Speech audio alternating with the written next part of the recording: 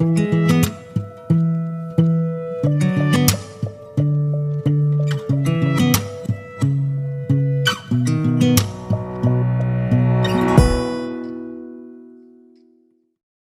Everyone, कैसे हैं आप सब। मैं पूजा स्वागत करती हूँ आप सबका अपने चैनल पूजा स्टोरीज़ में। कल मैं जिया शाश्वत राय जी का वीडियो देख रही थी एफबी पे। वैसे तो मैं उन्हें टिकटॉक से ही फॉलो करती हूँ, जब वो टिकटॉक पे वीडियो बनाया करते थे तभी से जितने भी शॉर्ट्स वीडियो होते थे उनके मैं सारे वहाँ पे देखती थी। आलू की भुजिया वगैरह का जो वो लोग डालते हैं, उन्हें आलू की भुजिया बहुत पसंद है, तो मैं हमेशा देखती हूँ। और यूट्यूब पे जब उन्होंने अपना ब्लॉग बनाना स्टार्ट किया उस टाइम भी मैं हमेशा सर्च करती रहती थी उनको यूट्यूब पे। जब वो टिकटॉक बंद हुआ तो अचानक से सर्च करते करते मुझे उनका चैनल कुछ टाइम बाद दिखने लगा। उसके बाद मैं उनके सारे वीडियोज़ यूट्यूब पे भी देखती हूँ, उनको फॉलो करती हूँ। और ख़ासकर उनकी जो मम्मी जी की बातें हैं, वो आंटी की बातें बहुत अच्छी होती हैं।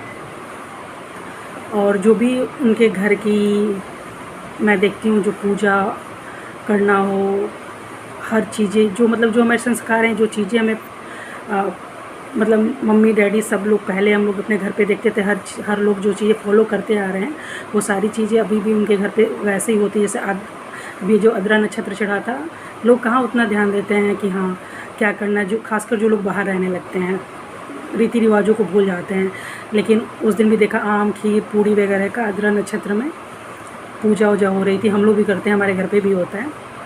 तो जब मैं एफबी पे कल उनकी वीडियो देख रही थी तो मैंने देखा कि वो अपनी जो देवरानी है ऋतु जी, उनके बारे में बता रही थी कि कैसे उनकी तबीयत बहुत ज़्यादा ख़राब हो गई, आईसीयू में एडमिट होने की नौबत आ गई थी, ब्लड चढ़ाना पड़ा, जान भी जा सकती थी। उन्होंने हॉस्पिटल के नाम वगैरह भी मेंशन किए थे। तो मैं ये वीडियो इसीलिए बना रही हूँ कि सेम प्रॉब्लम मुझे भी हुई थी 12 जुलाई को। अचानक मॉर्निंग में मुझे भी बहुत ज़्यादा ब्लीडिंग होने लगी, तबीयत ख़राब हो गई। मैं एकदम चल नहीं पा रही थी, मेरी हालत तो इतनी सीरियस थी कि मैं चल नहीं पा रही थी। कैब बुक करके मुझे ले जाया गया, वहाँ पे जाते ही मुझे पकड़ के व्हील चेयर पर बैठा के मुझे ले जाया गया हॉस्पिटल में। लेकिन वहाँ पे जाने के बाद डॉक्टर ने मेरे चेक किया, फिर ढेर सारे टेस्ट लिखे थे करवाने के लिए, 5-6 टेस्ट लिखे थे। मैंने सारे टेस्ट भी करवाए वहाँ पे, लेकिन एक तो रिपोर्ट अभी तक नहीं आई है। उन्होंने बोला था कि एक रिपोर्ट 1 हफ़्ते बाद आएगी, बाकी सारी रिपोर्ट्स आ गई थी 2 दिन बाद। तो सारी रिपोर्ट्स मेरी नॉर्मल थी, उन्होंने देखा। लेकिन उसी टाइम उन्होंने मुझे 2-3 दवाएँ दी थी खाने के लिए।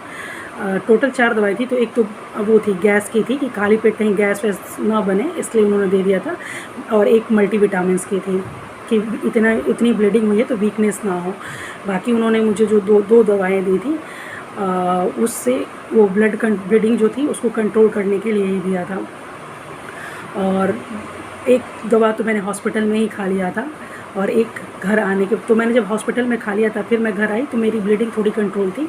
और फिर जब मैं घर आके सेकंड डोज उसका लिया तो एकदम से कंट्रोल हो गई। लेकिन हाँ, उन्होंने सख्त हिदायत दी थी मुझसे, हॉस्पिटल में ही पूछा था, उन्होंने पूछ लिया था मेरे हस्बैंड से। मैं उनके साथ गई थी तो किसकी आदत तो नहीं है कहीं दवा छोड़ देने की, खाया भूल गए नहीं खाया, अच्छा भी ठीक हो गया, क्या ज़रूरत है ऐसा करने की। तो उन्होंने बोला कि हाँ कभी कभी करती है ये। तो उन्होंने मुझे सख्त हिदायत दी थी, बोले कि गलती से भी जो मैं दवा लिख रही हूँ गलती से भी मत छोड़ना है, अगर तुमने छोड़ा फिर से तुम्हारी ब्लीडिंग स्टार्ट हो जाएगी। और उस दवा को धीरे धीरे कम करना था। उसमें तो एक हार्मोन की थी, हार्मोन बैलेंस करने के लिए, और ब्लीडिंग कंट्रोल करने के लिए भी दवा दी थी उन्होंने। तो उन्होंने बताया था मुझे कैसे कैसे खाना है, कि 3 दिन तक 3 टाइम खाना है, फिर 5 दिन तक 2-2 गोलियाँ खानी है, फिर 20 दिन तक 1-1 गोलियाँ खानी है। अचानक से दवा नहीं छोड़नी, जैसे ही आप अचानक से छोड़ोगे या भूल जाओगे तो फिर से स्टार्ट हो जाएगी ब्लीडिंग। तो काफ़ी अच्छा हॉस्पिटल है नोएडा में वो। मैं 11 साल से पिछले यहाँ रह रही हूँ दिल्ली NCR में। उसका ग्रेटर नोएडा में उसके ग्रेटर नोएडा में 2 हैं, ग्रेटर नोएडा में 1 है, उसकी ब्रांचेज़ हैं। मैं ग्रेटर नोएडा रहती थी तो ग्रेटर नोएडा में भी जाती थी, जब नोएडा में रहती थी तो मेरे पीजी के पास एक पड़ता था सेक्टर 27 में, वहाँ पे भी जाती थी। फ़िलहाल तो मैं नोएडा में नहीं रहती, लेकिन मैं चेक कराने नोएडा में ही गई थी।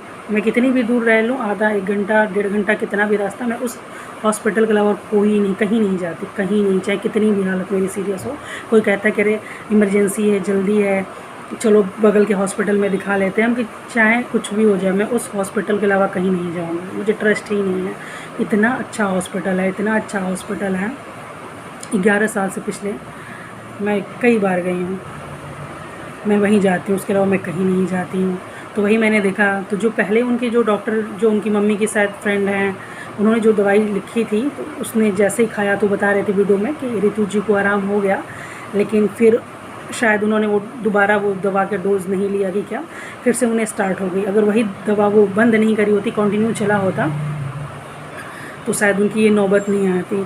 तो इसीलिए मेरी डॉक्टर ने मुझे बता दिया था, जिस गायनिक को मैंने दिखाया उस हॉस्पिटल में, कि भैया बंद नहीं करनी और गलती से भी मत छोड़ना, और कैसे कैसे खाना है, धीरे धीरे कैसे कम करके इसको बंद करना है, प्रॉपर उन्होंने मुझे समझाया, इवन लिख के दे दिया ताकि मैं भूलूँ ना।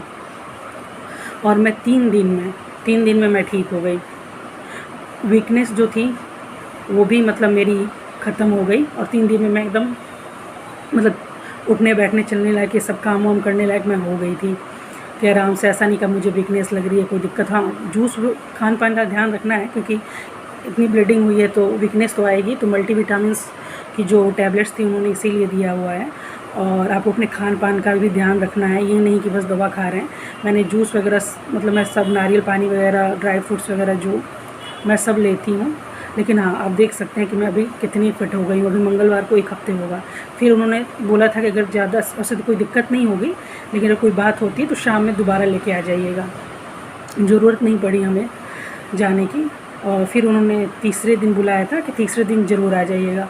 तो फिर हम गए, तो रिपोर्ट भी आ गई थी, हमने दिखाया उखाया। तो फिर मुझे नेक्स्ट मंथ विज़िट करना है, उन्होंने नेक्स्ट मंथ मुझे फिर से बुलाया है।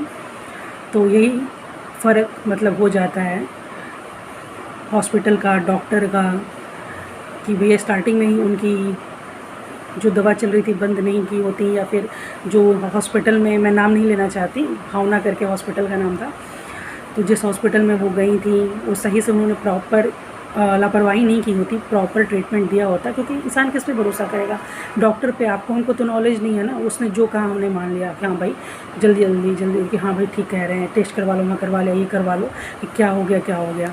और फिर वही आपकी लापरवाही करने लगे, सही से ट्रीटमेंट ना दें, तो कोई किसके पास जाएगा। तो एक हॉस्पिटल की लापरवाही कारण कितनी बड़ी बात हो गई। यही मैं अपना मतलब सेम चीज़ मुझे भी वही हुई थी, यही चीज़ मैं शेयर करने के लिए ये वीडियो बना रही हूँ। बाकी मैं रितु जी से कहूँगी कि आप अपना ध्यान रखिए और जल्दी से जल्दी स्वस्थ हो जाइए।